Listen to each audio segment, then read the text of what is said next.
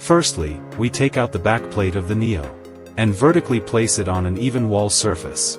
Then, use a marker pen and mark these 4 holes at the corners.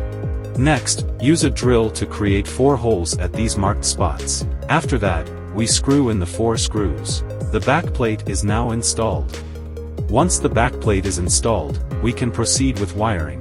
The wiring process for the Neo series. There are 3 directions for wire entry. It can enter from the top, can enter from the bottom. Also, it can enter from the back for the wiring for a better outlook. Now, let's take a look at what's on the backplate. This is the terminal blocks of power input. This is the strain relief to secure the input cable. This is the wiring guideline as it shows the wiring instructions for different earthing system and different grid network. For 3-phase TT or TN type circuits, please follow this wiring method to wire 3 live, neutral and PE. For 3-phase IT type circuits, please follow this wiring method for 3 live and the PE.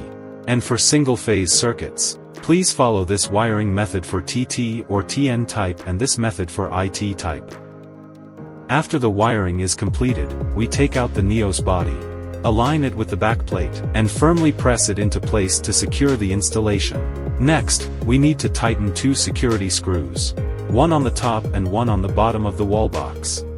Finally, we seal the top and bottom with 2 stickers to complete the installation. When we need to swap or relocate the wall box, it is also very simple. Firstly, we unscrew the 2 screws on the top and bottom of the wall box.